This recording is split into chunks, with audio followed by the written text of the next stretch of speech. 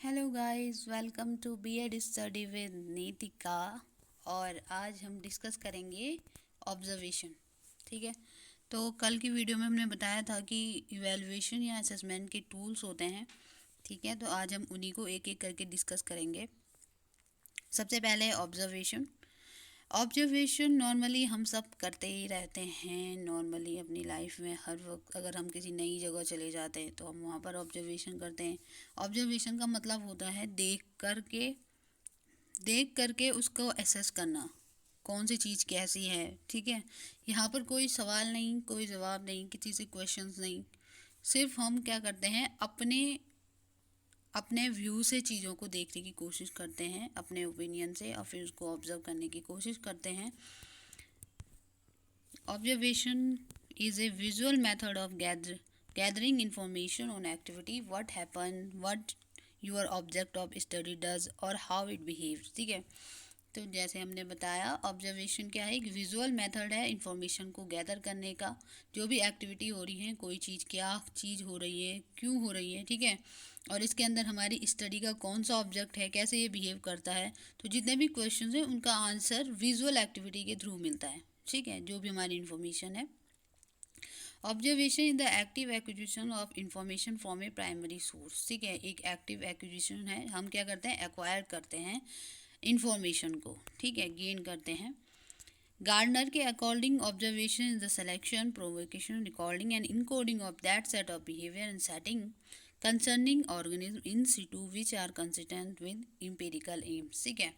तो इन सिटू का मतलब क्या होता है कि कोई भी जो ऑर्गेनिज्म है वो अपनी ही जगह पर है। ठीक है। हम उसे कोई आर्टिफिशियल इन्वायरमेंट प्रोवाइड नहीं करते, कोई एक्स सिटू इन्वायरमेंट प्रोवाइड नहीं करते।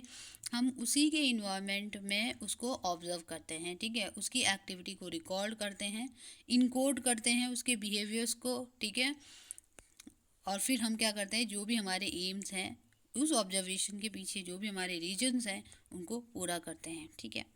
कैरेक्टरिस्टिक क्या हो सकते हैं, observation is at once a physical as well as mental activity. ठीक है, ऑब्जर्वेशन क्या है, एक फिजिकल एक्टिविटी है और साथ में मेंटल एक्टिविटी भी है। ठीक है, हमको दिमाग से भी काम करना होता है। ठीक है, mental activity. Observation is selective and purposeful. ठीक है, और scientific observation is systematic, the record of observation is immediately. ठीक है, behaviour is observe in natural surrounding, it determine reality from the perspective of observe person himself. ठीक है, जैसे मैंने कहा कि यहाँ पर हम किसी से कोई क्वेश्चन आंसर नहीं करते हैं, तो जो भी पर्सपेक्टिव बनेगा वो जो पर्सन ऑब्जर्व कर रहा है उसके मन से बनेगा, उसके ओपिनियन से बनेगा। ठीक है, जो पर्सन क्या कर रहा है, ऑब्जर्व कर रहा है, जो ऑब्जर्वर है, और जो उसने ऑब्जर्व किया है, जो ऑब्जर्व्ड इंफॉर्मेशन है, उसी के बेस पे पर्सपेक्टिव बनता है।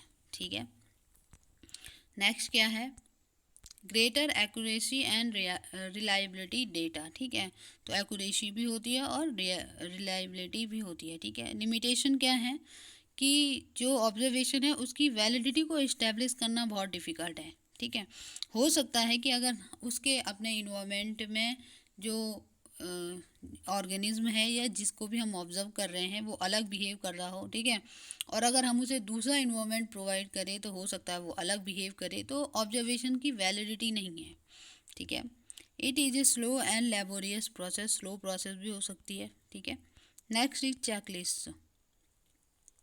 चेकलिस्ट क्या होती है, एक checklist is a simple device consisting of a prepare list of item which are thought by the researcher to be relevant to the problem being study. जो भी प्रॉब्लम स्टडी कर रहे हैं, ठीक है, उसके लिए क्या बनाई जाती है, एक लिस्ट बनाई जाती है, जो भी आइटम हम उसके अंदर रखना चाहें। ठीक है, चाहे हम उनको क्वेश्चन एंड आंसर मेथड में रखा जाए, ठीक है, चाहे हम यस नो वाले क्वेश्चन के बेस पे रखा जाए चेक लिस्ट को।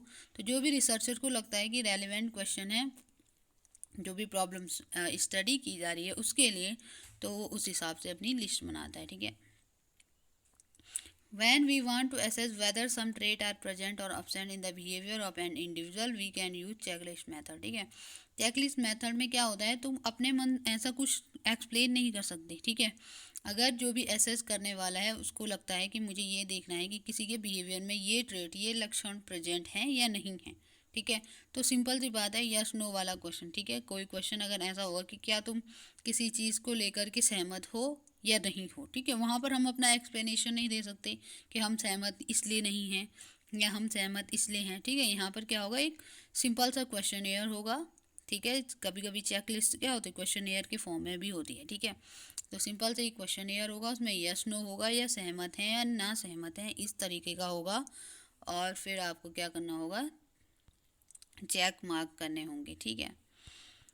न जैसे सर्वेज होती हैं, इनमें काम आता है, ठीक है। लाइब्रेरी चेकिंग के लिए कौन सी बुक्स हैं कौन सी नहीं हैं, लेबोरेटरी में जो हमारे एपरेटस रखे होते हैं, ठीक है, उनके लिए, गेम फैसिलिटी में, ठीक है, टेक्स्ट बुक में, इन सारी चीज़ों में चेक लिस्ट का यूज़ होता है, ठीक है। नेक्स्ट है पोर्टफोलियोज। स्टूडेंट पोर्टफोलियोज में be collected from the time that student enter a program until they graduate or may be collected for narrower time frames, ठीक है। स्टूडेंट के पोर्टफोलियो बनाए जाते हैं जब बच्चा किसी प्रोग्राम में या किसी कोर्स में एंट्री लेता है तब से, और जब वो उसको पूरा कर देता है तब तक उसने कौन कौन सी एक्टिविटी की, उसकी पोर्टफोलियो बनती है, ठीक है। Student are responsible for gathering, और जो ये पोर्टफोलियो है ये क्या बनता है, स्टूडेंट अपनी से बनाता है, ठीक है। स्टूडेंट इसके लिए खुद रिस्पॉन्सिबल है, ठीक है। उसको क्या करनी है, अपनी इंफॉर्मेशन जो भी फैकल्टी हैं वहाँ पर उनको देनी होती है अगर वो पोर्टफोलियो बना रहे हैं, या फिर ये पूरी स्टूडेंट की रिस्पॉन्सिबिलिटी है अपनी इंफॉर्मेशन को देना, ठीक है। The primary advantage is that it can be design to represent a broad view of student academic development, one that also contain some depth, ठीक है। तो इसका जो प्राइमरी एडवांटेज है पोर्टफोलियो बनाने का, ये यही है कि स्टूडेंट का जो अभी एकेडमिक डेवलपमेंट हो रहा है उसको ब्रॉड व्यू में प्रेजेंट करता है पोर्टफोलियो, ठीक है। स्टूडेंट ने कौन कौन से काम किए, उसने कौन कौन सी एक्टिविटी की, उन सब चीज़ों के बेसिस पे, ठीक है। The primary drawback of the portfolio is that it takes time for faculty to review, लेकिन इसका ड्रॉबैक ये है कि पोर्टफोलियो के जो रिव्यू होता है उसमें थोड़ा टाइम लगता है, ठीक है। अब कोई स्टूडेंट है, उसने क्या किया, तो इसका प्राइमरी ड्रॉबैक ये है कि अगर हमने किसी स्टूडेंट का पोर्टफोलियो बनाया है, ठीक है, और वो किसी कोर्स में इंटर कर रहा है तब से लेकर, और जब वो उसे छोड़ के जा रहा है, ठीक है, लास्ट में उसका क्या हो रहा है, इवेल्युएशन हो रहा है पोर्टफोलियो के बेसिस पे, तो जो फैकल्टी है, जो रिव्यूअर है, जो रिव्यू कर रहा है, उसको टाइम तो लगेगा ही, है ना। तो फिर वो इतनी सारी चीज़ें ध्यान से देखेगा भी नहीं स्टूडेंट ने क्या किया, ठीक है। नेक्स्ट है एनेक्डोटल रिकॉर्ड्स, ठीक है। एनेक्डोटल रिकॉर्ड्स क्या होते हैं, ये इनफॉर्मल ऑब्जर्वेशन होते हैं। ये इंफॉर्मेशन जो है स्टूडेंट टीचर को प्रोवाइड नहीं करता, बल्कि टीचर जो सीक्रेटली बच्चों को ऑब्जर्व करते हैं, उनके बारे में इंफॉर्मेशन रखते हैं, ये इस एनेक्डोटल रिकॉर्ड के अंदर आता है, ठीक है। जो एनेक्डोटल रिपोर्ट्स होती है वो टीचर अपने ऑब्जर्वेशन के बेस पे बनाता है, उसमें भी पोर्टफोलियो की तरह स्टूडेंट की इंफॉर्मेशन होगी, लेकिन वो कैसी होगी, इनफॉर्मल होगी। बच्चा टीचर को नहीं देगा, ना ही स्टूडेंट को कुछ पता होगा कि टीचर ने अपनी इंफॉर्मेशन या अपने ऑब्जर्वेशन में क्या शामिल किया है, ठीक है। ये एक गुड टूल हो सकता है positive behaviour pattern through daily observation and correction, ठीक है। डेली ऑब्जर्व करेंगे टीचर बच्चों को, ठीक है, उस हिसाब से वो रिकॉर्ड बनाएंगे और उनको करेक्शन करने के लिए भी कहेंगे, ठीक है। तो ये एक अच्छा टूल हो सकता है।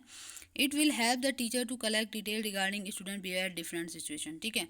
अब देखो स्टूडेंट अगर अपनी इन्फॉर्मेशन खुद दे रहा है तो वो हमेशा खुद को पॉजिटिव रखने की कोशिश करेगा, ठीक है।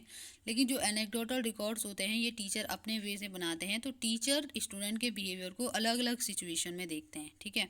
कभी हो सकता है स्टूडेंट को पता ना चले कि टीचर हमें देख रहे हैं, ठीक है, या टीचर किसी के थ्रू स्टूडेंट के बारे में जाने, तो उन सारी चीज़ों को वो कलेक्ट करेंगे कि स्टूडेंट डिफरेंट सिचुएशन में कैसा बिहेव कर रहा है, ठीक है, उस हिसाब से। I hope you understand it. Thank you.